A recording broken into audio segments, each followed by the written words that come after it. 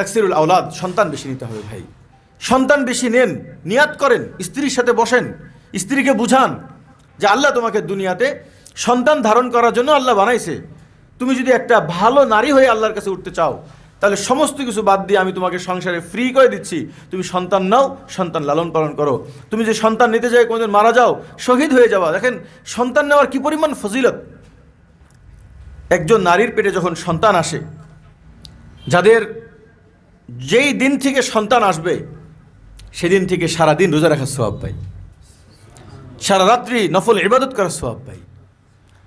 তারা তো ভালো করে ঘুমাইতে পারে না, খাওয়ার রুচি ফুরায় যায় তো আল্লাহ রোজার সওয়াব দিয়ে দেয়, ঘুম কমে যায় তো আল্লাহ তাআলা নফল ইবাদতের সওয়াব দিয়ে দেয়।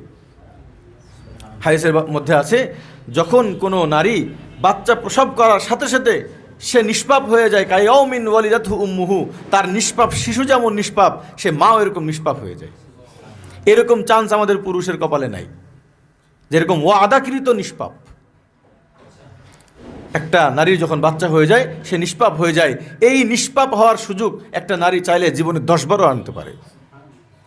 বুঝতে পারছেন? নারীকে বুঝান যে তুমি নিষ্পাপ হয়ে যাবা, সন্তান বেশি নাও। নবীজি সাল্লাল্লাহু আলাইহি ওয়াসাল্লাম ওই নারীকেই বেশি ভালোবাসেন যে নারীর অধিক সন্তান। এক একটা নারীর সন্তান হবে, কোন সন্তানকে আল্লাহ কি বানাবে কে জানে। অনেকে বলে না যে নিয়ে আসে আগে মানুষ করতে হবে, ভাই মানুষ করা না করা এগুলো আমাদের দায়িত্ব, কিন্তু ফয়সালা আল্লাহ তাআলার হাতে। ইন্নাকা লা তাহদি মান আহবাবতা, আপনার কোন সন্তান হিদায়াত পাবে আর পাবে না। নূহ আলাইহিস সালাতু ওয়াস সালাম নবী হয়ে নিজের এক সন্তানকে ঈমান আনতে পারেনি।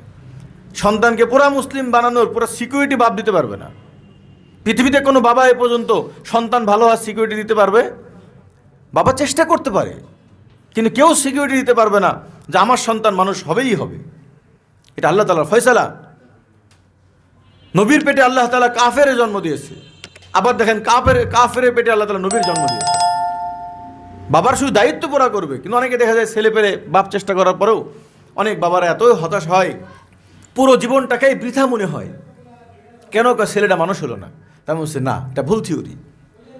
মানুষ করে ফেলার দায়িত্ব আপনার না, আপনি আপনার দায়িত্ব পুরা করছেন কিনা? দায়িত্ব পুরা করছে, বাস এবার মানুষ না হলে এটা আল্লাহর উপর ছেড়ে দিন। তার বান্দা সেই দুনিয়াতে কাফের বানাবে না মুশরিক বানাবে নাকি মুত্তাকি বানাবে, এটা তার বান্দা, তার ফয়সালা। বলেন তো, এই প্যারা যদি আমাদের মাথার থেকে নেমে যায় তাহলে বাপেদের মাথা অনেক হালকা হয়ে যাবে না? বহুত বাপ আছে এই প্যারা নিয়ে ঘুরে বেড়াচ্ছে, আমার সন্তান মানুষ হলো না কেন।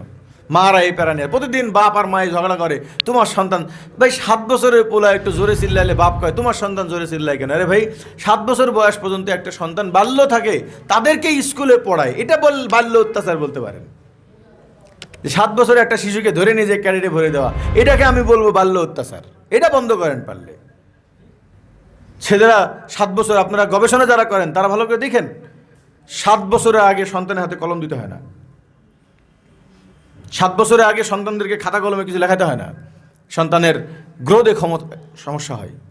এটা আমি আর্টিকেল পড়ছি, যখন আমি প্রতিষ্ঠান করি আমার প্রতিষ্ঠানে 7 বছরের আগে কাউকে আমি ভর্তি নেই না। প্রত্যেকটা জিনিসে একটা সময় আছে।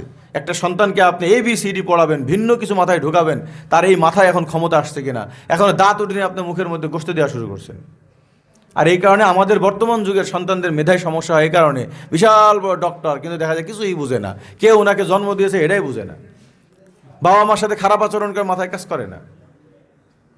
নবীকে গালি দিয়ে ফেলে একজন মুসলিমের পোলার, হেতাহিত জ্ঞান নেই। এই জ্ঞান স্বল্পতার বিশেষ একটা কারণ হলো অল্প বয়সে জ্ঞানের চাপ দেওয়া।